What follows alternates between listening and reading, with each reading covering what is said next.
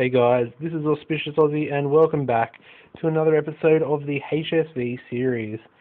In the previous episode we started the season off in the Bundisliga with a nice victory over Stuttgart, and things have been pretty decent. We've got quite a few fixtures to get through, but as you can see we're currently sitting in third, 3 points behind Bayern and 6 points behind Dortmund, so we're looking in good stead at the moment to try and challenge for the title. I mean, the goal for me, again, this season is top 4, my personal goal, but the board do expect me to challenge. Let's get straight into, actually, before I do that, let's have a look. I did make a couple of little deals as far as transfers go before the transfer window closed. I think it was on deadline day. As you can see, I brought in 3 players, all Australian players, Australian youth players, because if I can show you something, where are my notes at?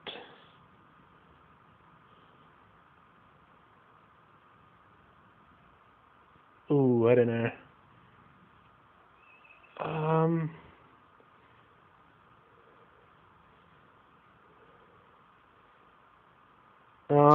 I don't know, guys.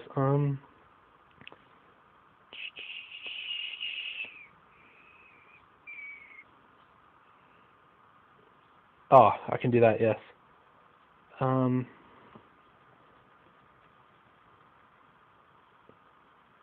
we go, Under 20 World Cup.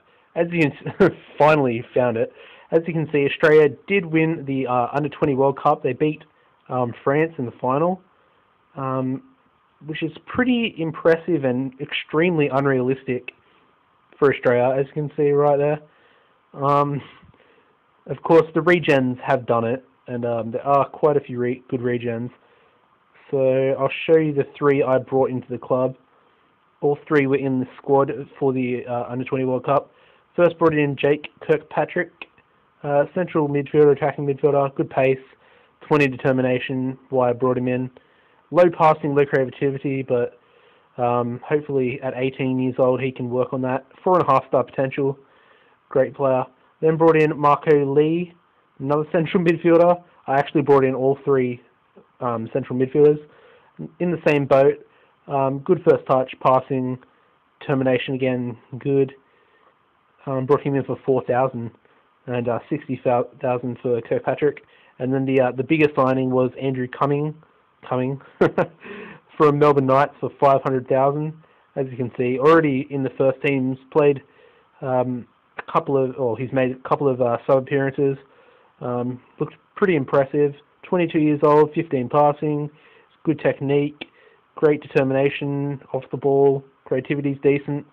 Only 2 star, but he does look good. So yeah, let's get into the most recent fixtures now, as we got out of the way. As you can see, the Stuttgart game was was a live comment in the previous episode, guys. If you haven't watched it, I suggest you go back and watch it. It was a pretty decent game. We then went to Wolfsburg and managed to beat them 2-1, with Juracek getting a brace for himself in the 55th and the 73rd minute. Of course, their player managed to get a consolation goal in the 92nd minute in stoppage time. We then went to FC Cologne we went home, and versed FC Cologne and managed to beat them 6-1. As you can see, Diekmeyer started scoring off in the 1st minute, and then Marcus Berg with 4 goals got his hat-trick in 25 minutes. They scored a consolation. Really, it was a consolation. And Juracek also got on the score sheet for us. Of course, Berg with a man of the match in that one. We then started the Champions League, and our group is pretty tough. I mean, group of death, I'd have to say. HSV, Juventus, Barcelona, and Spartak Moscow. And as you can see, we currently sit top of the group, which is a testament to the players and how they've performed so far this season. Like I said, we were away in Turin and managed a 1-1 draw. They opened the scoring through Arutu Vidal, and a pretty a pretty soft penalty, I have to say. I didn't really think it was a penalty, but then they did get Jan Vertonghen sent off just before halftime, like literally on halftime, and then Petr Juracek, of course, he was in fine goal-scoring form recently, and he once again continues it, scoring our equaliser in the 52nd minute. We then returned back to Bundesliga action against Fürth away from home, managed to pick up another victory, and as you can see, Juracek with another brace, and of course they did get a penalty right on full time, which they converted. Gerard Bowen picking up man of the match, and he's been pretty impressive. Only 20 years old, central defender from Trinidad and Tobago, but then we went back home for the big game as far as title challenges are concerned. HSV versus Dortmund. As you can see, Mario Götze managed to score in the 2nd minute, and that was the only goal of the game. Dortmund's centre of defence was absolutely outstanding on this day. Tafke and Subotic were outstanding. We then lost again, another disappointing 1-0 loss. Daniel Bayer scoring for Gladbach in the 58th. But once again, central defence, really the whole of the defence was pretty solid and outstanding against us, whereas we were a bit sloppy at the back, and Marcus Berg couldn't get started really. We also picked up 2 injuries to fairly important players. And yeah, just couldn't get that equaliser. And then we returned home in the Champions League to face the one and only Barcelona, arguably the best team in the world, and we managed to beat them.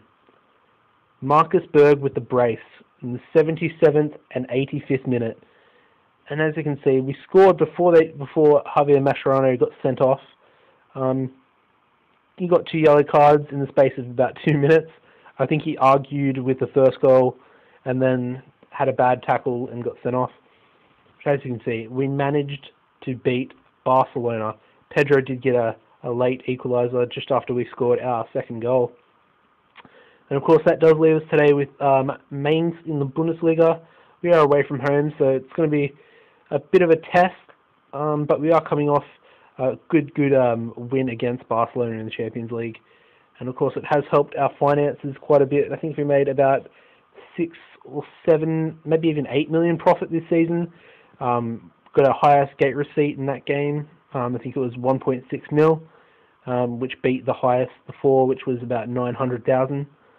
But looking forward to returning back to Bundesliga action and trying to put a bit of pressure on these 2 up top, if I can pull off a victory here today. Alright, well let's get into today's live com, which is against Mainz, and Beaster, looking pretty fatigued, but we do have quite a few injuries. I mean, a few players are starting to return. Hanoglu's returned. Of course, Beaster has returned. Ilicevic, just coming off an injury he picked up recently.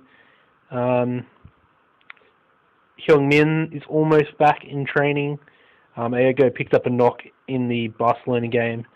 So Grishin will come in today. Hopefully he has a good game. Bowen's a bit fatigued himself, but let's get straight into it.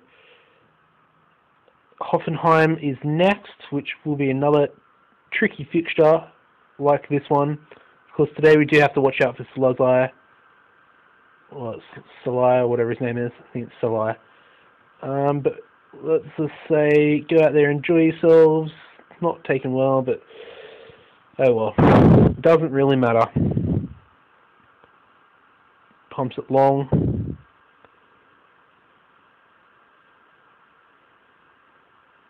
Good tackle, good tackle. Of course, this is the pointless highlight, so it should be over in a second. Should be over now. Anytime, and that's it.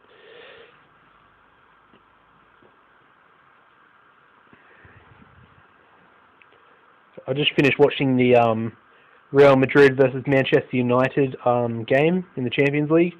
It was on just a couple of hours ago. I have to say, I think Man United were robbed.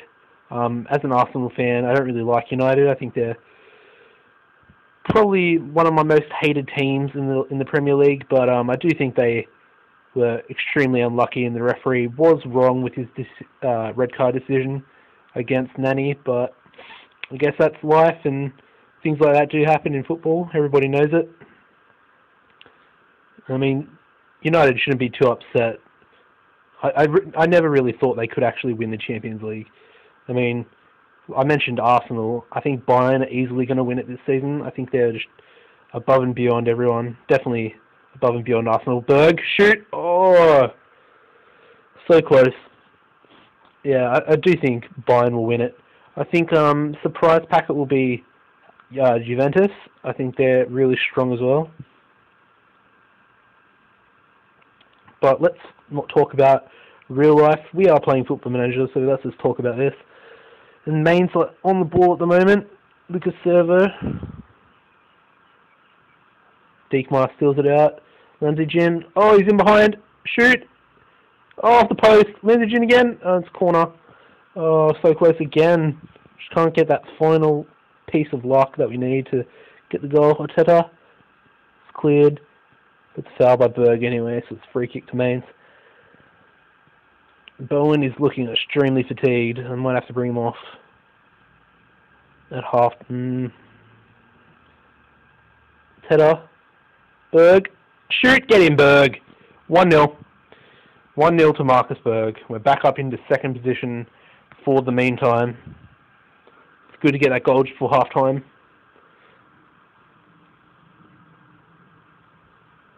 Now, I feel more confident if I bring Bowen off now.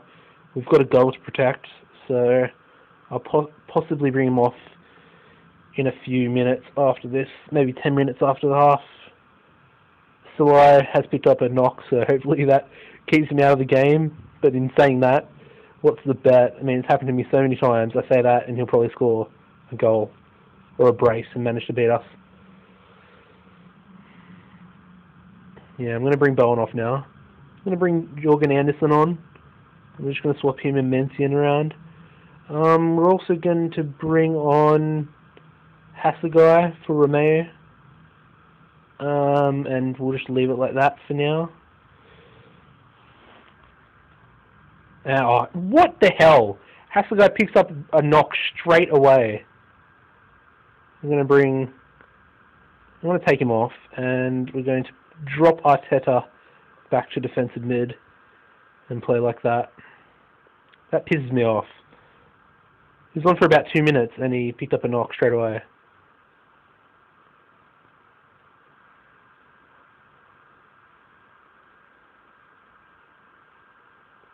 Coming. I just love saying his name. Coming. Grishin in behind. Cross. Lamsey Jin. Get in, son. 2-0. Lamsey Jin. Beautiful cross by Grishin, the Russian right back. Left back, sorry. Nice one. Good performance so far. Apparently Grishin's been getting skinned, but haven't really seen it. And it's one back for Mainz, but it's probably too little too late. They do manage to dispatch us from the set piece. Pretty disappointing. We've conceded in our past 4 games, I think it is. And yeah, we haven't kept a clean sheet in 4. That's unacceptable, to be honest. I mean, we're not really going to win the league if we keep conceding goals and don't get clean sheets. I mean, if you concede goals, you're more than likely going to draw or lose a game. Berg, shoot, get in. 3-1. Game over. Marcus Berg in the 92nd minute. And that should be it, guys. Full-time whistle will be blown now. No, Solai is back in. And he kicks it out for a goal kick. Blow the whistle. Thank you. Hope you've enjoyed the game, guys. I mean, that's a pretty decent game. Played well. Happy with the result. We're sitting in second. Bayern failed to win, so that is positive. But I think, yeah, we've scored a few more goals than Bayern have. We'll just check the upcoming fixtures, guys.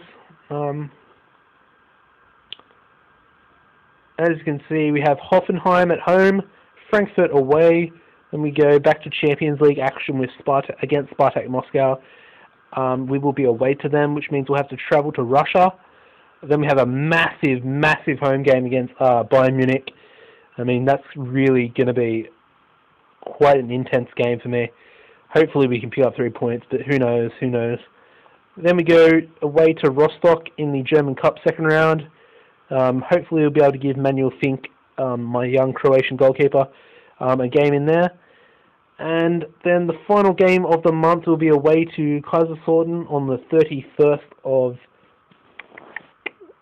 September, yeah. Or October, my bad. On the 31st of October. And I hope you guys join me back for the next episode, which will be a live comm against Spartak Moscow. It will be the return fixtures, of course, which means we will be playing at home in the next episode. Of course, as always, guys, if you have enjoyed today's episode, please leave a like rating and also add the video to your favorites. It will help out immensely. And, of course, if you haven't already, I don't know why you wouldn't, as I say it every episode, subscribe, guys. Stay up to date with all my Football Manager content. There might be a few different type of games coming out, game series, but of course Football Manager will be continued, most definitely. And yeah, guys, been Auspicious Aussie, and goodbye.